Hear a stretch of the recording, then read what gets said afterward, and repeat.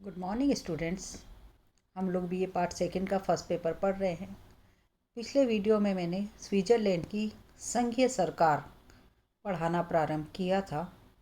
उस वीडियो में मैंने संघीय सरकार के संगठन, कार्य व शक्तियों के बारे में बताया था।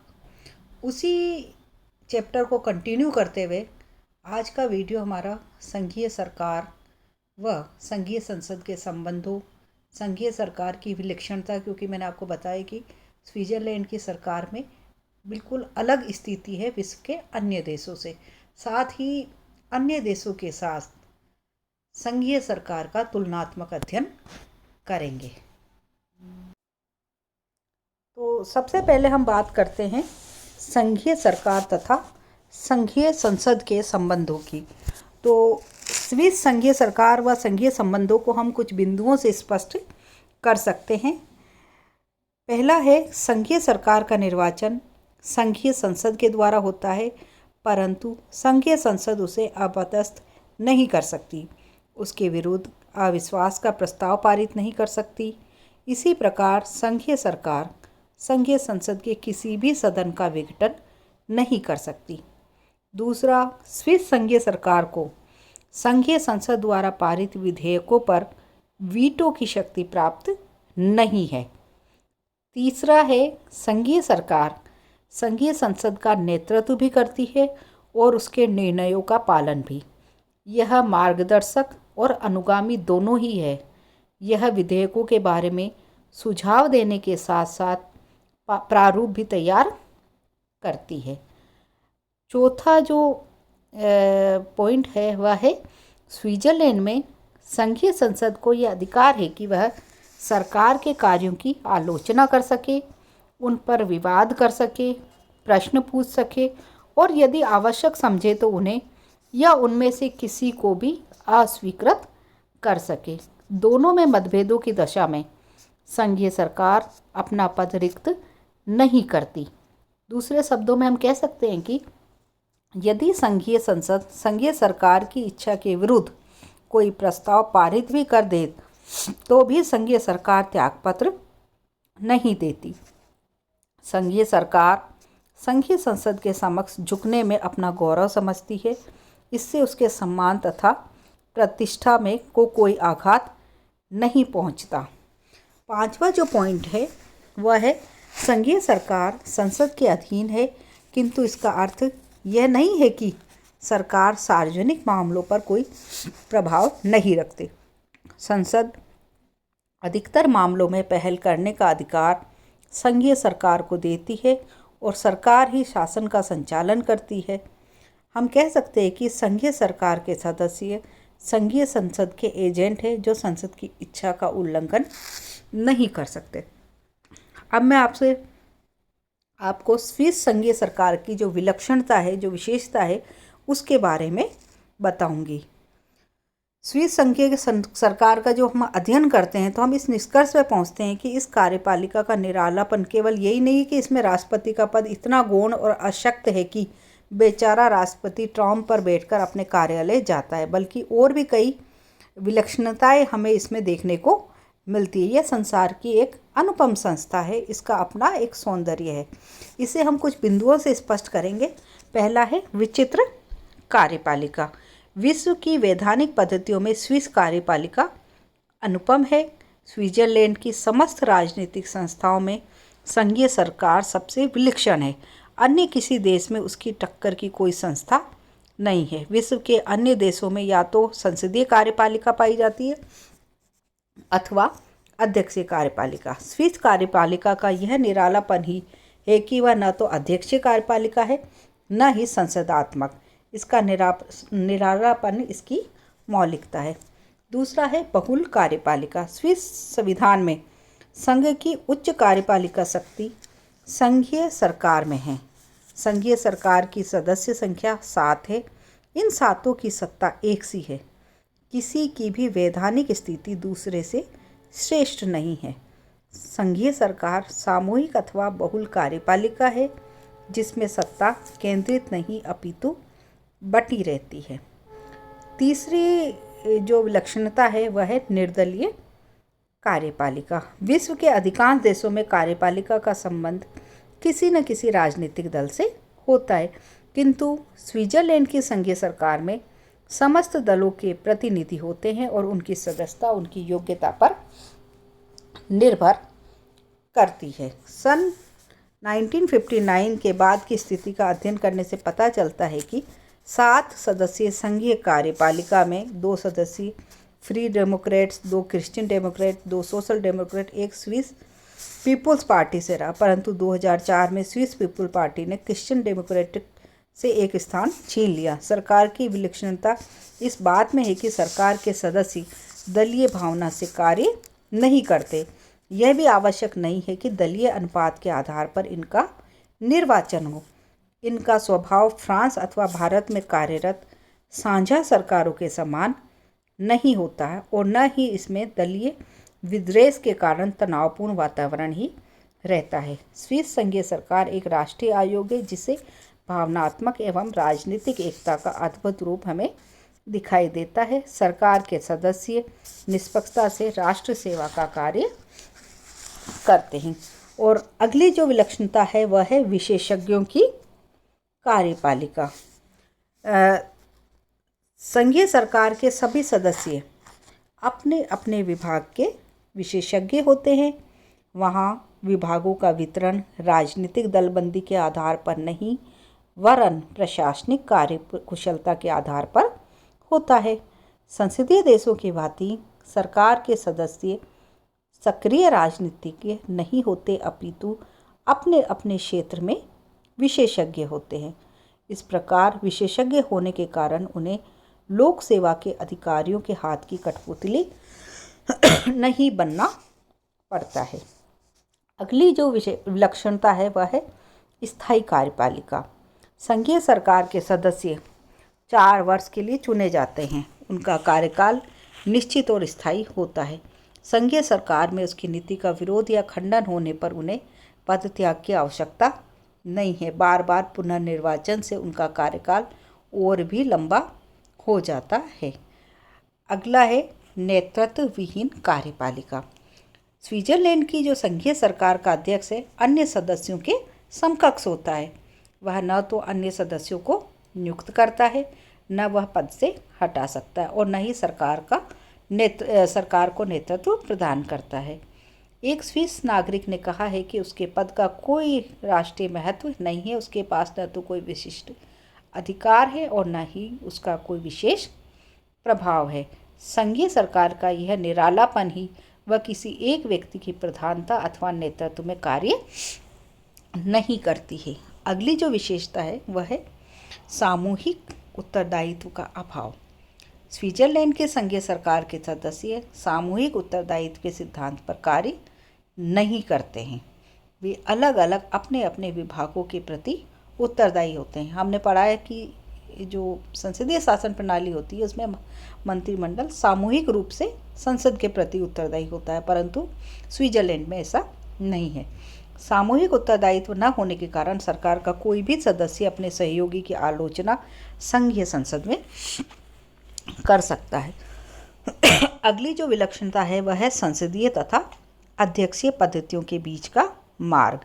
स्विस संघीय सरकार संसदीय तथा असंसदीय दोनों प्रकार की कार्यपालिकाओं के गुणों से युक्त तथा दोषों से मुक्त है। बहुल कार्यपालिका होते हुए भी एकतापूर्ण कार्यपालिका के गुण इसमें पाए जाते हैं। संसदीय शासन प्रणाली वाले देशों में मंत्रिमंडल अस्थायी होते हैं, उनका कार्यकाल निश्चित नहीं रहता। हर राजनीतिक आंधी एक नया मंत्रिमंडल लेकर आती है। दूसरी ओर अध्यक्षात्मक शासन स्थायी होता है, किंतु राष्ट्रपति अनुत्तरदायी बन सकता है। कार्यपालिका की जो विलक्षणता है वो हम इस प्रकार से देख सकते हैं। 8th पॉइंट के संबंध में हम पहला है संसदीय उत्तरदायित्व, किंतु संसद अस्थिरता से मुक्त है। संसदीय शासन प्रणाली का प्रमुख गुण उत्तरदायित्व है। स्विस कार्यपालिका उत्तरदायी कार्यपालिका है क्योंकि संसद उससे प्रश्न पूछ सकती है, बजट की स्वीकृति प्रदान करती है, विधायिका संघीय सरकार के सदस्यों की आलोचना कर सकती है, किंतु संसदात्मक पद्धति का प्रधान दोष अस्थिरता है। अविश्वास के प्रस्ताव द्वारा संसद मंत्रिमंडल को कभी भी पद से हटा सकती है। आए दिन मंत्रिमंडल के बदलने से शासन में शून्यता आ जाती है। जिस देश में हर सावन एक नया मंत्रिमंडल लेकर आता है वहाँ प्रशासन चौपट हो जाता है। स्विस कार्यपालिका एक स्थायी कार्यपालिका है। 4 वर्ष तक उसे कोई पद से नहीं हटा सकता। स्विस व्यवस्थापिका द्वारा अविश्वास प्रकट किए जाने पर संघीय सरकार के सदस्य त्यागपत्र नहीं देते हैं। ये सबसे बड़ी विशेषता स्विट्जरलैंड की संघीय सरकार की है। दूसरा, जो अध्यक्षीय स्थायित्व किंतु अध्यक्षीय अनुत्तरदायित्व से विमुख है। मैंने आपको बताया कि अध्यक्षात्मक शासन पद्धति का जो प्रमुख गुण है वह है स्थायित्व। कार्यपालिका का निर्वाचन निश्चित समय के लिए होता है तथा समय से पूर्व उसे हटाना कठिन है, जैसा कि हम अमेरिकी संविधान में देखते हैं, क्योंकि अध्यक्षात्मक शासन वहाँ का गुण है। स्विस संघीय सरकार में यह गुण है कि वह 4 वर्ष तक स्थायी रूप से अपने पद पर बनी रहती है, किंतु अध्यक्षीय पद्धति में उत्तरदायित्व का अभाव होता है। विधायिका का कार्यपालिका पर कोई नियंत्रण नहीं होता तथा शक्ति पृथक्करण का सिद्धांत लागू रहता है।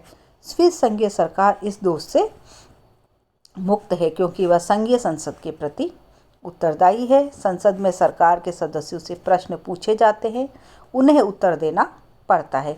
उनकी तीखी आलोचना होती है ताकि वे गलती ना कर सके। तीसरा जो है कार्यपालिका वह है उत्तरदायित्व तथा स्थायित्व का योग है। स्विस संघीय सरकार में उत्तरदायित्व व स्थायित्व का बड़ा उपयोगी मिश्रण होता है।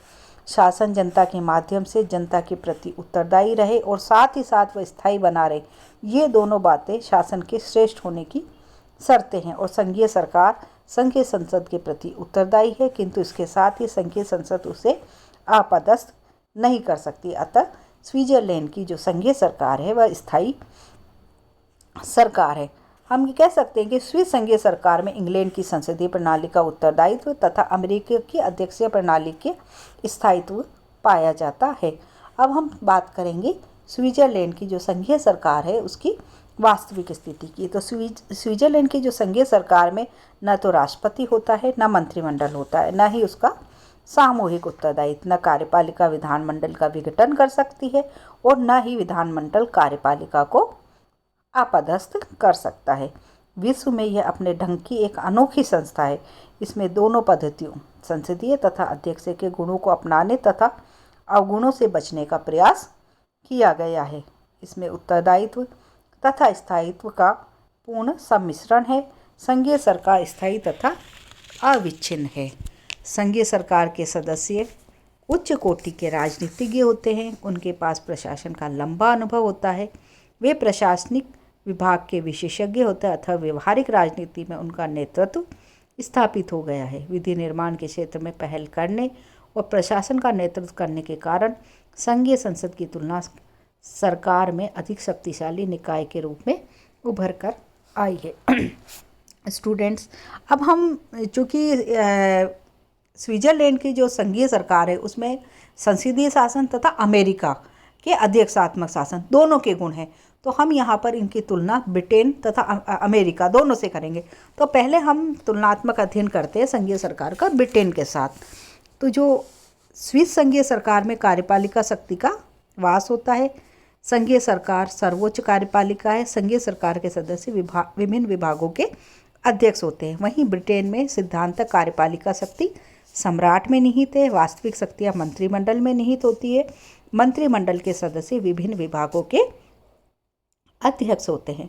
दूसरा, संघीय सरकार के सदस्यों का निर्वाचन नवनिर्वाचित संघीय संसद के सदस्यों में से किया जाता है। इंग्लैंड में भी आम निर्वाचन के पश्चात मंत्रिमंडल के सदस्यों की नियुक्ति लोक सदन और राज्यसभा में से ही होती है। तीसरा, स्विट्जरलैंड में सरकार में चुने जाने के बाद सदस्य विधायिका के सदस्य नहीं रहते। ब्रिटेन में भी मंत्रिमंडल के सदस्य संसद के सदस्य बने रहते हैं। चौथा है, स्विस संघीय सरकार संघीय संसद को भंग नहीं कर सकती है, लेकिन ब्रिटिश मंत्रिमंडल कतिपय परिस्थितियों में लोक सदन का विघटन करवा सकता है। पांचवा है जो तुलना है वह है संघीय सरकार के सदस्य संसद में उपस्थित होते हैं, विधेयक प्रस्तुत करते हैं, वाद विवाद में भाग लेते हैं और प्रश्नों का उत्तर भी देते हैं। ब्रिटिश मंत्रिमंडल के सदस्य भी संसद में उपस्थित होते हैं, विधेयक प्रस्तुत करते हैं, वाद विवादों में भाग लेते हैं तथा प्रश्नों के उत्तर देते हैं। अगला जो है वह है संघीय सरकार ही संसद के सामने देश की आय व्यय का बजट प्रस्तुत करती है। इंग्लैंड में बजट निर्माण तथा संसद से बजट पारित कराना मंत्रिमंडल का कार्य है। अगला जो पॉइंट है वह है स्विस संघीय सरकार आकार में ब्रिटिश मंत्रिमंडल से बहुत छोटी है। ब्रिटेन का मंत्रिमंडल आकार में काफ़ी बड़ा है। आठवीं जो तुलना है वह है स्विस संघीय सरकार की किसी सदस्य की स्थिति ब्रिटिश प्रधानमंत्री के समान नहीं है। ब्रिटिश प्रधानमंत्री की बात है, संघीय सरकार में कोई सदस्य अपने टीम का नेता नहीं है, बल्कि ब्रिटिश मंत्रिमंडल प्रधानमंत्री के नेतृत्व में कार्य करता है। वह ऐसा सूर्य है जिसके चारों ओर नक्षत्र घूमते नजर आते हैं। अगली जो तुलना है वह है स्विस संघीय सरकार के सदस्यों का निर्वाचन स्विस संघीय संसद के दोनों सदन संयुक्त अधिवेशन में करते हैं और इंग्लैंड में मंत्रियों को प्रधानमंत्री की सिफारिश पर सम्राट नियुक्त करता है। अगली जो तुलना है वह है स्विस संघीय सरकार के सदस्यों का चयन केवल एक ही दल के सदस्यों में से नहीं होता। संघीय सरकार के सदस्य दलबंदी के आधार पर नहीं बल्कि निर्दलीय रूप में कार्य करते हैं। इसकी तुलना में ब्रिटेन में मंत्रिमंडल का गठन केवल दलीय आधार पर होता है तथा मंत्रिमंडल अपने संपूर्ण कार्यकाल में दलीय आधार पर ही कार्य करते हैं। अगली जो तुलना है वह है स्विस संघीय संसद संघीय सरकार को आपादस्थ नहीं कर सकती। यदि संघीय संसद सरकार के किसी प्रस्ताव को अस्वीकार कर देती है तो संघीय सरकार त्यागपत्र नहीं देती है। वहीं ब्रिटिश मंत्रिमंडल पर संसद का पूरा नियंत्रण है। लोक सदन मंत्रिमंडल को किसी भी समय अविश्वास प्रकट कर आपादस्थ कर सकता है। अगली जो तुलना है वह है संघीय सरकार के सदस्य संघीय संसद में एक दूसरे के विरुद्ध विचार प्रकट कर सकते हैं। उन्हें विचार भेद रखने और प्रकट करने की स्वतंत्रता है। वहीं ब्रिटिश मंत्रिमंडल के सदस्य एक ही नीति का समर्थन करते हैं, अपने साथियों की आलोचना नहीं कर सकते क्योंकि वे सामूहिक उत्तरदायित्व के सिद्धांत पर कार्य करते हैं। और वहीं संघीय सरकार की शक्तियां संविधान द्वारा मर्यादित है, अतः वह निरंकुश नहीं होती और ब्रिटेन में कभी कभी मंत्रिमंडल एक अधिनायक की तरह कार्य करता है। तो स्टूडेंट्स, यह थी ब्रिटिश कार्यपालिका की स्विट्जरलैंड की संघीय सरकार के साथ तुलना। अब हम बात करेंगे स्विट्जरलैंड की संघीय सरकार की अमेरिका की कार्यपालिका के साथ तुलना। तो पहली जो तुलना है वह है स्विस संघीय सरकार एक स्थायी कार्यपालिका है। उसका निर्वाचन 4 वर्ष के लिए होता है। 4 वर्ष की अवधि से पूर्व उसे अपने पद से नहीं हटाया जा सकता है। वहीं अमेरिकी राष्ट्रपति का निर्वाचन 4 वर्ष के लिए होता है। महाभियोग के अतिरिक्त उसे हटाया नहीं जा सकता। इस प्रकार राष्ट्रपति का कार्यकाल निश्चित और स्थायी है। दूसरा, स्विस संघीय सरकार के सदस्य संसद के सदस्य नहीं होते। निर्वाचन के बाद वे संसद की सदस्यता से त्यागपत्र दे देते हैं। वहीं अमेरिका में न तो राष्ट्रपति न ही उसके मंत्रिमंडल कांग्रेस के सदस्य होते हैं। यदि राष्ट्रपति किसी ऐसे व्यक्ति को मंत्री बनाता है जो कांग्रेस के किसी सदन का सदस्य है तो नियुक्ति के बाद वह कांग्रेस की सदस्यता से त्यागपत्र दे देता है। अगली जो तुलना है वह है स्विस संघीय सरकार देश में प्रशासनिक कार्यों का संचालन करती है, नियुक्तियां करती है तथा विदेश नीति का संचालन करती है। वहीं अमेरिका में ये सभी कार्य राष्ट्रपति अपने मंत्रिमंडल की सलाह से करते हैं। अगला है स्विस संघीय सरकार पर प्रश्नों व आलोचनाओं के द्वारा विधायिका नियंत्रण करती है। वहीं अमेरिकी राष्ट्रपति पर सीनेट नियुक्तियों की पुष्टि तथा संधियों की पुष्टि द्वारा नियंत्रण रखती है। अगली जो तुलना है वह है स्विस संघीय सरकार संसद के प्रति उत्तरदायी है। उसके सदस्य संसद की कार्यवाही एवं वाद विवाद में भाग लेते हैं। वहीं अमेरिका में कार्यपालिका के सदस्य कांग्रेस के प्रति उत्तरदायी नहीं है। वहाँ पूर्ण शक्ति पृथक्करण है। अमेरिकी कांग्रेस राष्ट्रपति तथा मंत्रिमंडल से प्रश्न नहीं पूछ सकती। स्विस संघीय सरकार निर्दलीय होती है। अमेरिका में राष्ट्रपति अपने दल का नेता है। स्विट्जरलैंड की संघीय सरकार बहुल कार्यपालिका है। कार्यपालिका संबंधी शक्तियों का वास 7 सदस्यों की एक परिषद में होता है। वहीं अमेरिका में कार्यपालिका शक्ति एक व्यक्ति जो कि राष्ट्रपति होता है उसमें निहित होती है। उसके द्वारा नियुक्त मंत्री किसी भी दृष्टि से उसके समान नहीं होते हैं। वहीं स्विस संघीय सरकार के 7 सदस्य संघीय संसद द्वारा निर्वाचित होते हैं। अमेरिकी राष्ट्रपति का चुनाव एक निर्वाचक मंडल द्वारा होता है। व्यवहार में यह जनता द्वारा प्रत्यक्ष निर्वाचन है। वहीं स्विट्जरलैंड की संघीय सरकार के सदस्यों पर अवधि की कोई सीमा नहीं है। वे चाहे तो जीवन पर्यंत सरकार के सदस्य निर्वाचित होते रहते हैं। वहीं अमेरिका में कोई भी व्यक्ति 2 बार से अधिक राष्ट्रपति का पद धारण नहीं कर सकता है। तो आज हमने स्विट्जरलैंड की संघीय सरकार के बारे में पढ़ा, उसकी विलक्षणता के बारे में पढ़ा तथा साथ ही ब्रिटेन तथा अमेरिका की कार्यपालिका के साथ स्विट्जरलैंड की संघीय सरकार का तुलनात्मक अध्ययन पढ़ा। स्टूडेंट्स, अगले वीडियो में मैं आपको बताऊंगी स्विट्जरलैंड की संघीय संसद के बारे में। धन्यवाद।